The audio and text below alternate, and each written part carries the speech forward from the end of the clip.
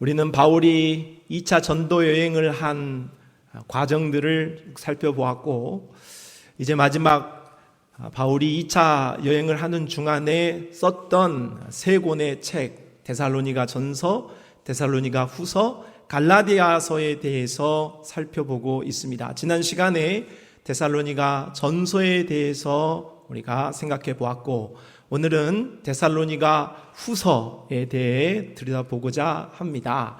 데살로니가 후서의 제목은 말 그대로 데살로니가 교회에 보내는 두 번째 편지입니다. 저자는 역시 사도 바울이고, 기록 연대는 데살로니가 전서를 쓰고 난 이후 몇 개월이 지난 이후에 다시 썼기 때문에 아마 AD 51년경으로 추정됩니다.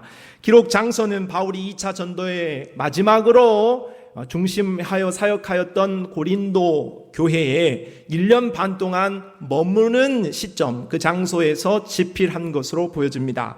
수신자는 데살로니가 교회의 성도들과 또 교회에 편지를 보냈습니다. 데살로니가 전서를 받아본 사람들이겠죠. 내용은 바울이 먼저 앞서 데살로니가 전서를 보내게 되었는데 그 서신서를 보고 은혜를 받았습니다.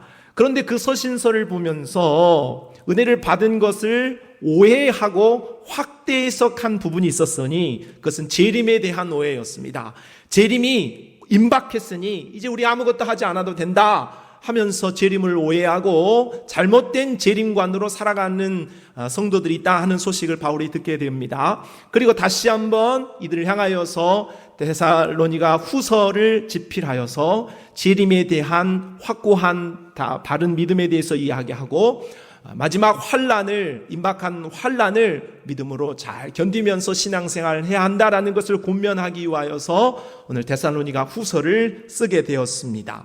데살로니가 후서의 조감도를 본다면 다음과 같습니다.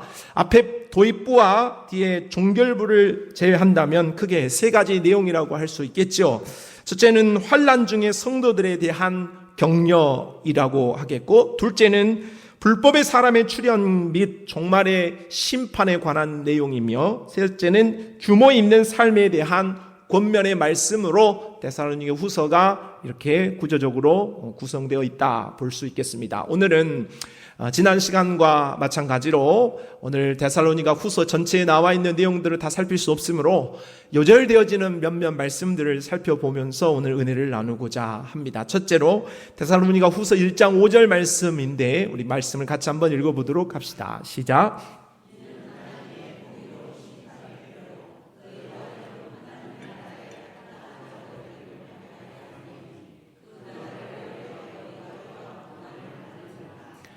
바울은 데살로니가 성도들에게 고난을 받는 이유를 설명하고 있습니다. 성도가 고난받는 이유, 성도가 고난에 빠지는 명분, 성도가 고난에 대하는 대의가 무엇인가? 그것은 바로 그의 나라, 곧 하나님의 나라이라고 설명해 줍니다.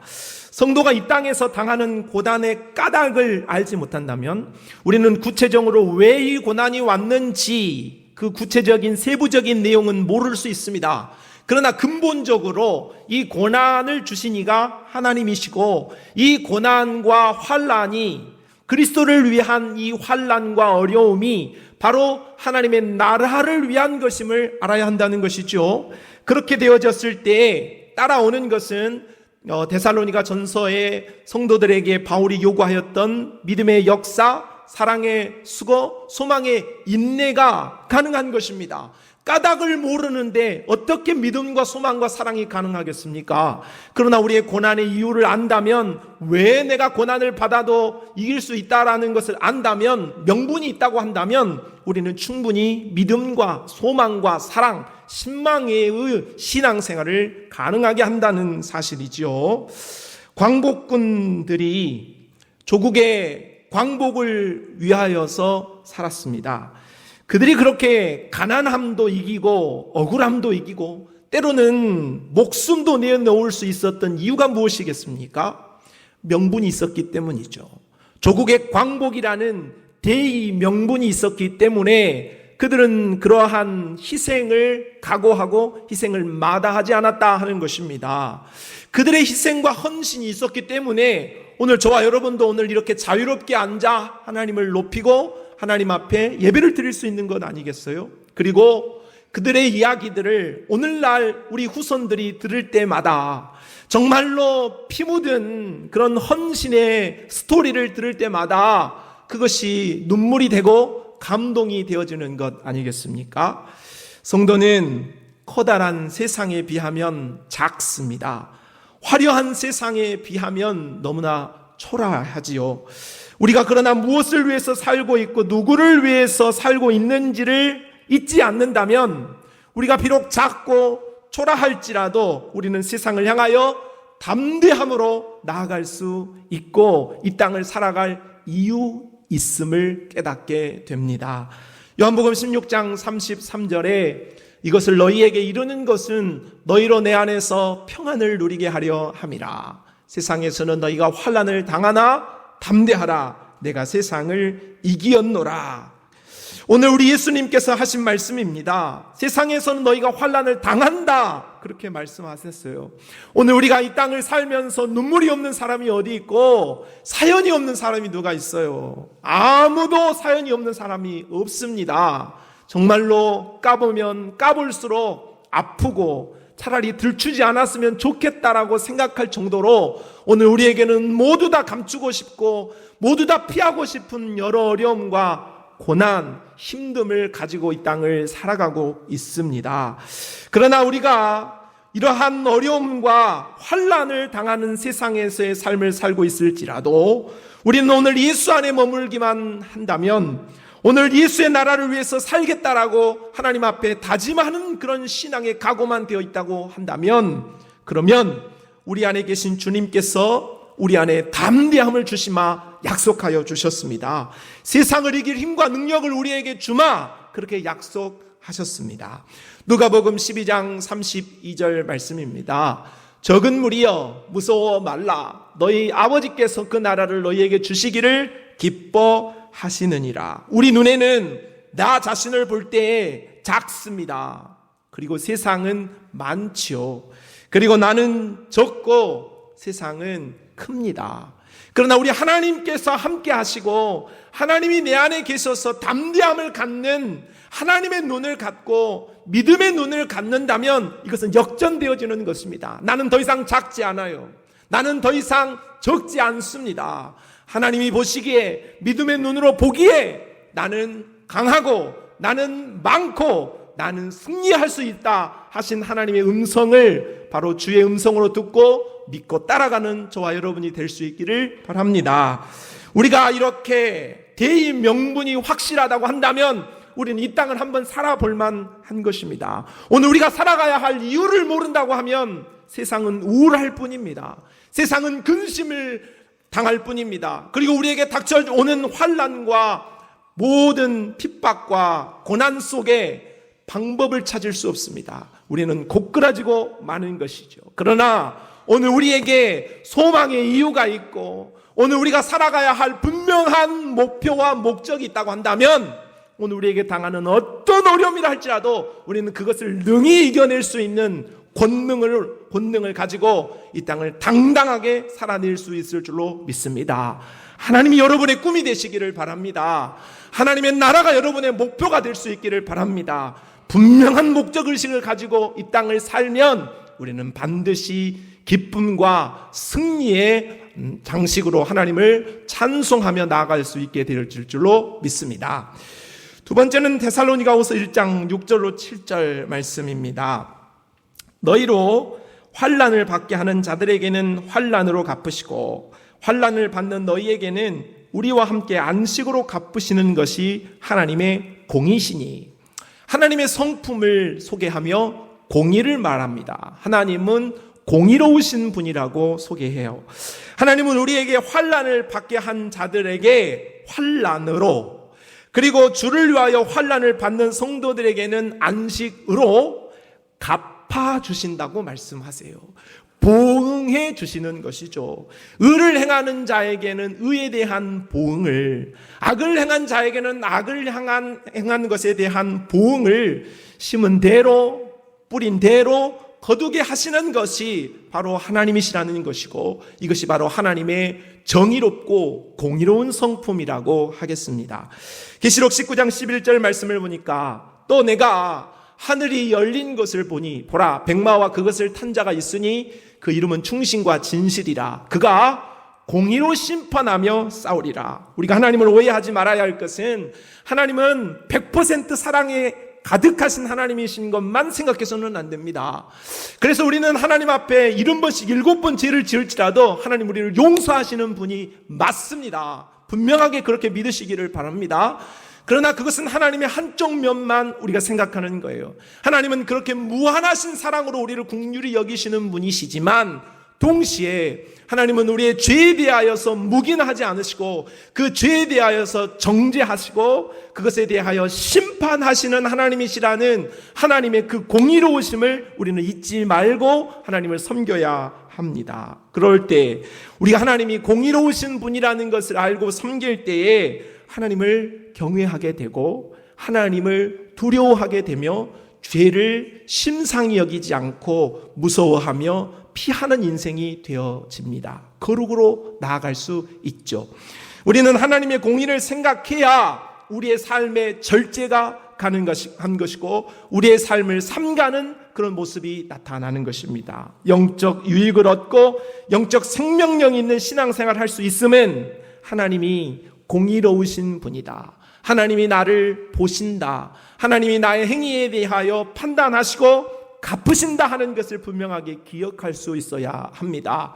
로마서 8장 5절로 6절 말씀에 육신을 따르는 자는 육신의 일을, 영을 따르는 자는 영의 일을 생각하나니 육신의 생각은 사망이요 영의 생각은 생명과 평안이니라. 우리가 무엇을 따르고 생각하는지에 따라 하나님께서 우리를 공의롭게 판단하신다는 것입니다. 하나님은 내가 육신을 따르는지 성령을 따르는지 아신다는 거예요. 내 생각을 내 옆에 같이 사는 사람도 모르지만 식구들도 모르지만 우리 하나님께서는 내 생각이 육신에 속한 것인지 성령에 속한 것인지를 아신다는 거예요. 그래서 내가 육신을 따르고 육신을 생각하는 것에 따른 보응을, 그리고 내가 성령을 따르고 성령을 생각하는 것에 따르는 보응을 다르게 하신다라고 말씀하세요. 그래서 우리가 육신을 따르고 육신을 생각하면 사망의 길로 가는 것이고 우리가 성령을 따르고 성령을 생각하면 생명과 평안의 길로 가는 것을 우리 주께서 말씀하십니다. 외국인들이 대한민국을 어썸 코리아라고 해서 굉장히 동경하는 문화가 확산되어지고 있습니다. 그런데 외국인들이 대한민국 한번 방문해 보는 것이 평생의 꿈인 그런 사람들이 대단히 많습니다. 그런데 이 사람들이 대한민국에 와서 놀라는 것들이 많이 있지만은 그 가운데에서 카페나 또는 공공장소에서 사람들이 행하는 행위에 대하여서 대단히 놀란다고 합니다. 여러분이 커피숍을 갔을 때에 우리는 자리를 먼저 딱 점령을 하죠. 좋은 자리, 어디 좋은 카페를 가면은 좋은 자리를 딱 점령합니다. 그러고 나서 우리는 이제 음료를 주문하러 가야 하는데 대부분은 그 자리를 맞추기 위해서 그 자리에 두고 가는 것이 있습니다. 뭐예요? 가방을 두고 가죠. 또는 핸드폰을 두고 갑니다. 이런 행동이 외국인들 눈에는 너무 이상한 거예요. 왜냐? 외국은 선진국이라고 할지라도 핸드폰을 가만두면 5초가 걸리지 않는다고 합니다. 가져간다는 거예요. 가방 잠깐 놔두고 메고 있어도 그것을 도난하는데 대한민국은 그렇지 않는 것이 사람들이 외국인들이 참 이상하다 그렇게 여긴다는 거죠. 이유가 뭘까? 그만큼 우리 민족, 우리 사람 대한민국에 있는 사람들의 문화 수준이 올라갔다 그렇게 볼 수 있겠지요. 그러나 저는 그보다도 다른 이유가 있다 그렇게 봅니다. 그 이유는 CCTV에 있지 않나 생각합니다. 아무리 내가 좋은 핸드폰을 돌아가도 죄송합니다. 사투리로 돌아가도 가방을 훔쳐가도 금방 들통납니다. 1시간 안에 삐오삐오 쇠고랑 차게 되어 있습니다. 그러니 우리는 아는 거예요. 그것을 가져가 봤자 내가 그걸 가져간 것보다 더 큰 피해를 입는다는 것을 아는 거죠. CCTV의 공화국이라고 우리나라를 말하고 있습니다. 여러분은 잘 모를 수 있지만 여기 우리 지금 예배를 드리고 있는 예배당에도 CCTV가 돌아가고 있고 카메라가 돌아가고 있어요. 여러분이 잠을 자는지 말씀을 잘 듣고 있는지 모를 것 같죠. 다 찍히고 있다 그 말이에요.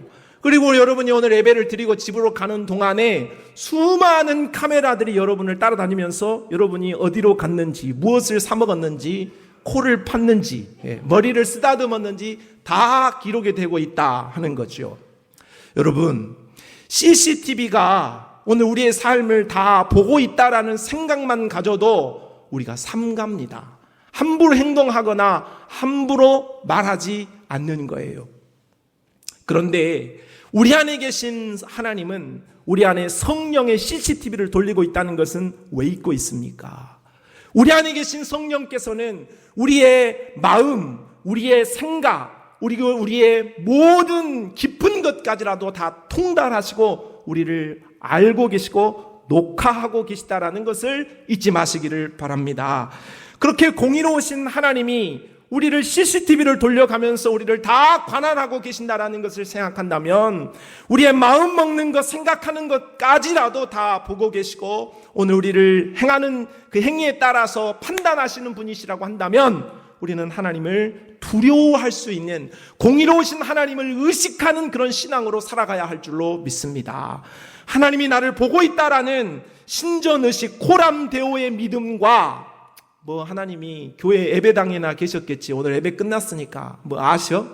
하면서 하는 삶은 전혀 다른 삶이라고 할 수 있겠습니다. 여러분, 하나님을 아니 계신 곳이 없고 하나님이 아니 계신 시간 또한 없습니다.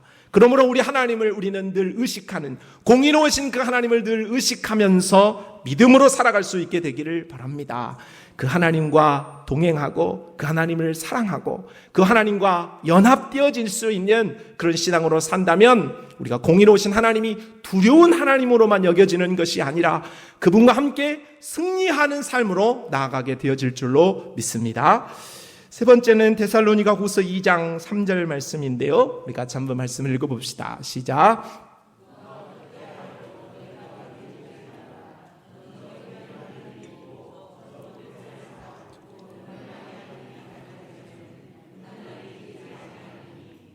자, 여기서 말하는 그날은 바로 예수 그리스도께서 다시 오실 재림의 날을 말씀합니다. 우주적 정말을 의미하죠.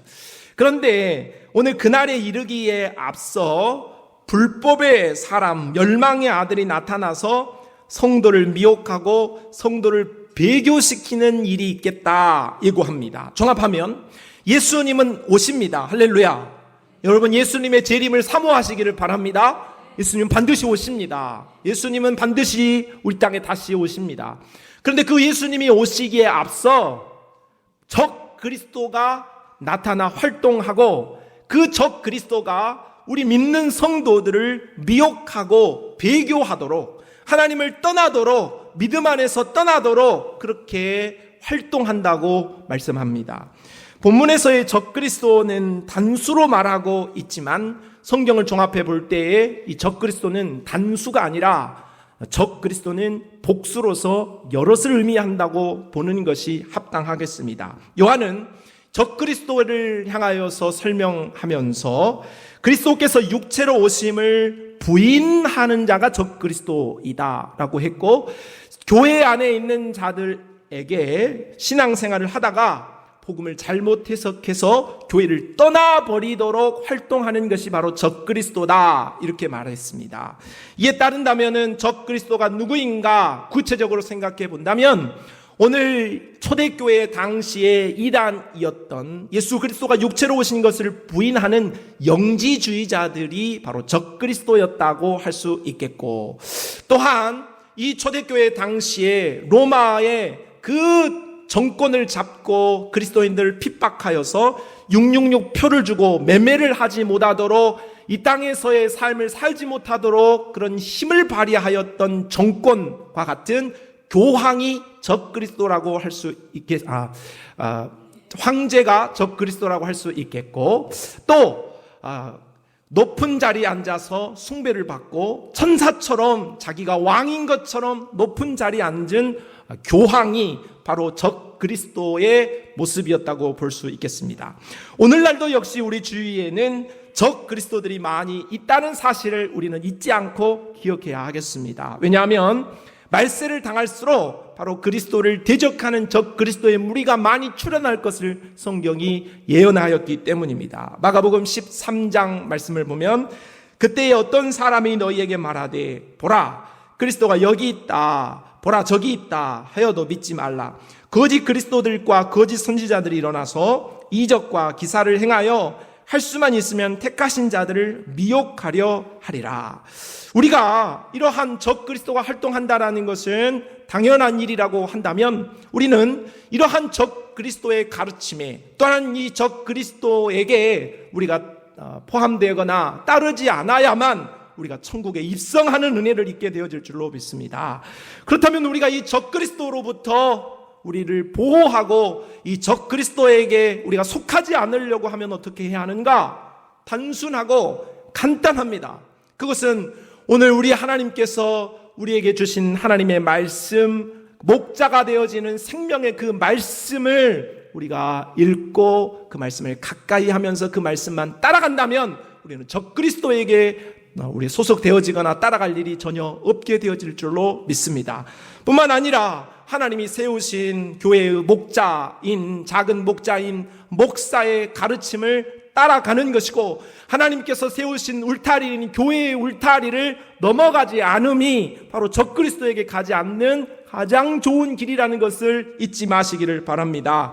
교회 밖에는 지금도 여러분의 영혼을 지옥으로 사냥하기 위하여서 우는 사자와 같이 우글우글대는 늑대들이 이리들이 득실되고 있습니다. 그러므로 우리는 지나친 호기심을 버려야 합니다. 교회 밖에 어떤 재미있는 것이 있을까? 교회에서 가르쳐주지 못하는 어떤 새로운 것이 있을까? 그런 생각을 하는 것 자체가 오늘 우리가 적그리스도에게 소속되어질 수 있는 길을 열어주는 것임을 우리가 깨닫고 오늘 하나님께서 정하신 공동체 안에 하나님께서 정하신 질서 안에 우리가 소속되어서 하나님 앞에 신앙생활을 하게 된다면 우리는 끝까지 바른 믿음으로 가고 천국에 입성하는 은혜를 입게 되어질 줄로 믿습니다. 하나님께서 우리에게 주신 안전한 교회의 울타리 안에서 바른 신앙을 끝까지 함으로 적 그리스도에게 넘어가거나 적 그리스도에게 소속되어지지 않고 끝까지 오직 예수 그리스도에게 소속되어질 수 있는 축복의 사람들이 다 되시기를 바랍니다. 네 번째는 데살로니가 후서 2장 14절의 말씀입니다. 이를 위하여 우리의 복음으로 너희를 부르사 우리 주 예수 그리스도의 영광을 얻게 하려 하심이니라. 하나님은 우리를 부르셨습니다. 성도를 부르셨죠. 그런데 우리 하나님께서 우리를 부르신 목적에 대해서 방금 이 말씀이 우리에게 가르쳐 줍니다. 하나님이 우리를 부르신 목적은 그리스도의 영광을 주시기 위하여서 불렀다, 이런 말씀입니다. 그럼 그리스도의 영광이 무엇인가? 그것은 예수 그리스도께서 십자가로 승리하여 얻게 되어진 영광인데 예수 그리스도께서 십자가에 승리하심으로 하나님 보좌의 우편에 앉으신 영광이고 그 우편에 앉은 영광으로 말미암아 모든 무릎이 예수 그리스도에게 꿇게 되어진 영광이며 십자가에서 당한 수치와 고난을 깨끗하게 잊어버리는 도말되어지는 영광이라고 하겠습니다. 그래서 하나님께서는 저와 여러분에게도 오늘 예수 그리스도께서 부활하심으로 만든 승리와 그 영광을 참여할 수 있는, 저와 여러분이 그 영광에 참여할 수 있는 은혜를 주셨고 그 영광을 누릴 수 있는 은혜를 주시기 위하여서 저와 여러분을 부르셨다, 이렇게 말씀하고 있습니다. 이 영광은 오늘 저와 여러분이 이 땅을 살면서 추구하고 얻고자 하는 그 세상의 다른 어떤 영광과 비교할 수가 없습니다. 오늘 우리에게는 다 꿈이 있겠죠. 오늘 우리가 이 땅을 살면서 무엇인가 소원하는 바가 다 있을 것입니다. 꼭 얻고 싶은 것이 있고 꼭 쟁취하고 싶은 것이 있을 거예요. 그래서 그것만 있으면 나는 행복할 것이라고 여기는 어떤 것이 있겠습니다. 그런데 그것이 아무리 크고 영화롭다고 할지라도 그리스도께서 얻으신 영광에 참여하는 우리 성도만이 누릴 수 있는 그 독보적인 은혜의 영광과는 감히 짝할 수도 없고 비교조차 불가한 영광이라고 오늘 하나님께서 우리에게 약속하고 말씀하고 계십니다. 사랑하는 성도 여러분,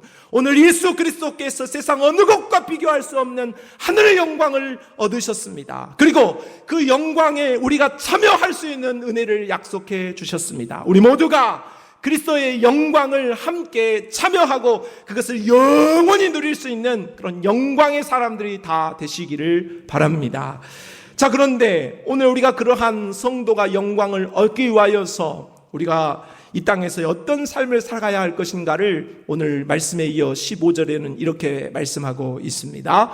그러므로 형제들아, 굳건하게 서서 말로나 우리의 편지로 가르침을 받은 전통을 지키라. 바울은 데살로니가 성도들에게 말로 가르쳤고 편지로 가르쳤다고 했습니다. 자, 말로 가르쳤다는 것은 대면하여서 바울이 2차 전도 여행을 하는 동안에 데살로니가에 21일을 머물면서 가르쳤던 내용이 되겠죠. 편지로 가르쳤다는 것은 오늘 데살로니가 전서를 먼저 받고 그 내용을 통하여서 가르침을 받았다는 것입니다. 말로나 편지로 가르쳤다. 그리고 그 가르친 내용을 전통으로 여기고 깨지 말고 지켜라. 그것이 바로 믿음 안에 서는 것이다. 이렇게 가르쳐주고 있습니다. 성도는 믿음을 지키는 행동은 바로 가르쳐준 대로 우리 믿음의 선배들이 잘 했던 것들을 잘 따라가는 것이 바로 바른 믿음에 서는 일이라는 것을 우리에게 가르쳐 줍니다. 성도는 믿음의 선배들이 전하여 준 전통을 잘 지켜야 건강한 신앙을 유지할 수 있습니다. 오늘 저와 여러분이 지금 지키고 있는 예배나 또는 기도 생활, 말씀 생활 이런 것들은 우리가 독창적으로 만들어낸 게 아닙니다. 선배들이, 믿음의 조상들이 모두 그렇게 행동하였던 것들을 우리가 따라가는 것뿐인 것이죠. 그 외에 다른 은혜를 입을 수 있는 방편이 없기 때문에 그것이 가장 안전한 길이고 가장 은혜 받는 길이기 때문에 우리는 이러한 전통을 잘 지키고 따라가는 것이야말로 오늘 우리의 믿음을 지키는 길이고 장차 우리가 그리스도의 영광에 참여하는 길로 걸어가는 걸음이다. 이렇게 말씀을 드릴 수 있겠습니다. 오늘 우리 신앙의 선배들은 새벽을 깨워 기도했습니다. 오늘날 문화도 달라졌고 삶의 방식도 달라졌기 때문에 새벽에 깨워 우리가 기도하는 일은 쉽지 않습니다. 그러나 좋은 전통이라고 아무도 부인할 수 없죠. 주일날 오전 예배만 드리는 것이 아니라 오후 예배도 드리고 수요 예배도 드리는 것은 우리 선배들이 믿음으로 쌓아온 좋은 전통이라고 하겠습니다. 내년부터는 오후 예배 후에 목장 예배를 드릴 때에 지금처럼 목자 강사가 공가를 인도하는 일을 하지 않으려고 합니다. 모두 모여서 성경을 우리가 배웠던 내용을 제가 말씀을 드리면 모두 모여서 성경을 읽는 것으로 그렇게 하려고 합니다. 그러니까 모두 모여서 강사가 누구든 강사가 없든 한 사람이라도 모이면 그 모임이 될 수 있는 그런 목장 모임을 가지려고 합니다.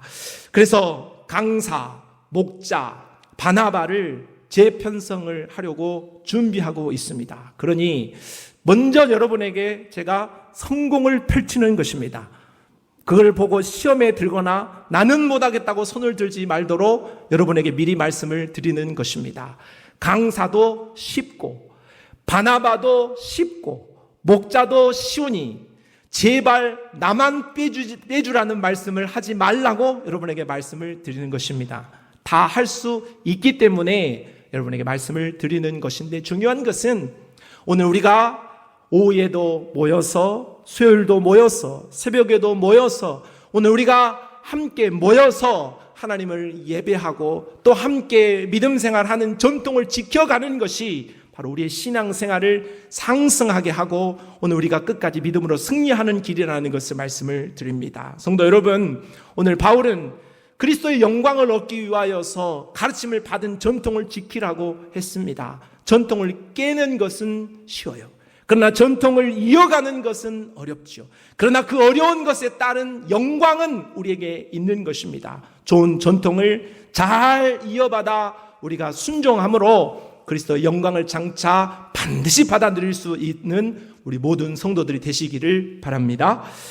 다음으로 데살로니가후서 2장 16절로 17절 말씀을 같이 읽어봅시다. 시작.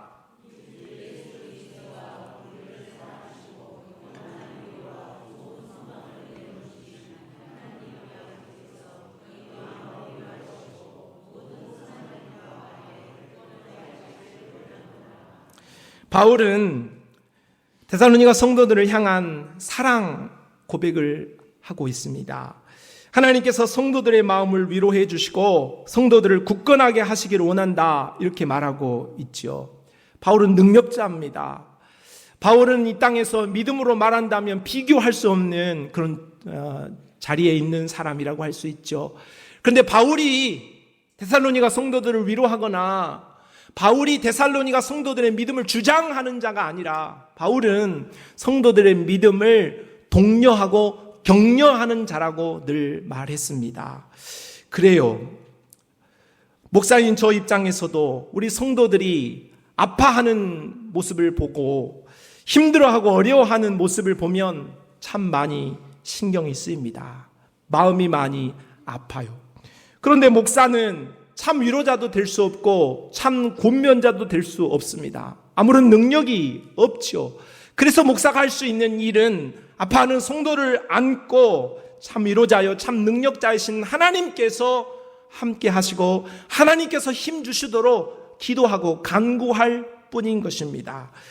나의 사랑이요 나의 자랑이요 나의 면류관인 우리 벌교 성산교회 성도 여러분, 목자인 저는 여러분의 아픔을 다 알지 못하고 여러분의 연약함도 다 위로해 주거나 여러분을 치료해 줄 수 있는 권능이 전혀 없습니다. 그러나 나는 오늘 주께서, 여러분을 사랑하시는 여러분의 주인 되신 주께서 오늘 이 시간 오셔서 여러분의 아픈 마음을 어루만지시고 위로해 주시기를 바랍니다. 그리고 나는 여러분의 모든 연약한 마음들이 오늘 여기에 계시는 예수 그리스도의 어루만지심을 통하여서 굳건하게, 더욱 굳건하게 비가 온 후에 땅이 굳어지시듯이 여러분의 마음이 더욱 굳건한 믿음으로 세워질 수 있기를 바랍니다. 나는 할 수 없으나 또 우리는 할 수 없으나 여러분의 주인 되신 하나님께서는 여러분을 이끄시고 여러분에게 은혜를 베풀어 주실 줄 믿습니다. 데살로니가후서 3장 13절 말씀은 형제들아 너희는 선을 행하다가 낙심하지 말라. 낙심은 선을 행할 때 발생합니다. 아무것도 안 하면 아무 일도 안 일어나고 아무런 낙심한 일도 없습니다. 교회가 살아 움직이려 하면 아픈 법이고 조직도 뭔가 해보려고 하면 부딪히는 것입니다. 그래서 고린도전서 15장 58절 말씀에는 그러므로 내 사랑하는 형제들아 견실하며 흔들리지 말고 항상 주의 일에 더욱 힘쓰는 자들이 되라. 이는 너희 수고가 주 안에서 헛되지 않은 줄 알미라고 말했습니다. 성도 여러분, 신앙생활 하는데 아프십니까? 부딪힙니까? 고통스러우세요? 그럼 여러분에게 칭찬을 드립니다. 여러분이 살아있는 것이고 여러분이 무엇인가를 해보려고 하는 것이기 때문에 우리 주께서도 그 아픔과 그 몸부림을 기억하시고 은혜를 베풀어 주실 줄로 믿습니다. 우리는 낙심하고 중도 하차하려는 그러나 그런 일들 가운데에서 유혹을 받지만 그러나 중요한 것은 우리 주께서 우리에게 말씀하시기를 낙심하지 마라 했어요. 낙심할 일이 없다는 게 아니에요. 낙심되어지고 고통스러운 일들이 찾아온다는 거죠. 그러나 그렇게 낙심해버리면 마귀만 좋을 일입니다. 오늘 우리가 낙심한다고 해서 부딪힌다고 해서 어려운 일이 있다고 해서 놓아버리면 그 마귀만 기뻐할 일이라고요. 오늘 우리는 하나님을 위해 사는 자들 아닙니까? 하나님의 기쁨을 위하여서 사는 자들 아닌가요? 그러므로 오늘 우리가 낙심되어질 수 있는 일들이 있지만 그것을 그렇기 때문에 놓아버리는 것이 아니라 그것을 딛고 일어나 전진하는 믿음이 되시기를 바랍니다. 이렇게 낙심의 마음을 다스리고 끝까지 선을 행할 때에 오늘 고린도서 15장 58절에 말한 대로 우리 주님이 그것을 헛되이 여기지 않으시고 인정해 주신다고 말씀하세요. 기억해 주신다고 말씀하시는 거예요. 그러므로 사람이 날 좀 몰라주면 어때요? 사람이 날 좀 오해하면 어때요? 사람하고 좀 대화가 안 통하면 어때요? 그래도 위에 계신 우리 하나님은 날 아시잖아요. 그래도 위에 계신 하나님은 나를 아시고 내 편이 되어 주시잖아요. 다 등을 돌려도 하나님이 내 편이시라면 한번 가볼만 하지 않겠습니까? 오늘 우리를 위로하시고 오늘 우리와 함께 하시고 낙심하지 말고 선을 이루라고 말씀하신 그 명령을 부여잡고 오늘 벌떡 여러분이 앉아있는 자리에서 일어나서 믿음의 길을 계속해서 잘 갈 수 있기를 바랍니다. 자, 마지막으로 데살로니가 후서 3장 16절을 큰 목소리로, 어떤 목소리로? 은혜가 됩니다. 그 목소리로 읽고 말씀을 마치도록 하겠습니다. 시작. 평강의 주께서 친히 때마다 일마다 너희에게 평강을 주시고 주께서 너희 모든 사람과 함께 하시기를 원하노라. 아멘. 여러분, 이 말씀은 설명이 필요 있어요? 이 말씀을 우리가 읽는 것만으로도 은혜가 되지요. 그렇죠? 이 말씀 한 번 더 읽고 마치겠습니다. 시작. 평강의 주께서 친히 때마다 일마다 너희에게 평강을 주시고 주께서 너희 모든 사람과 함께 하시기를 원하노라. 성도 여러분, 우리 하나님께서 한 주를 살아가는 여러분의 삶에 함께 하시고 여러분에게 때마다 일마다 평강을 주시고 은혜를 주시기를 바랍니다. 하나님 아버지 감사합니다. 오늘 데살로니가 성도를 향한 두 번째 편지를 통하여서 하나님의 마음을 이 모양 저 모양으로 깨닫게 되었습니다. 주께서 주신 그 말씀 안에 힘을 얻고 우리가 하나님이 우리를 위로하시고 내 편이 되심을 깨닫고 믿음으로 용기 내어 다시 한번 낙심하지 않고 걸어가는 우리 모두가 되게 하여 주옵소서. 승리를 주실 줄 믿습니다. 예수님의 이름으로 기도합니다. 아멘.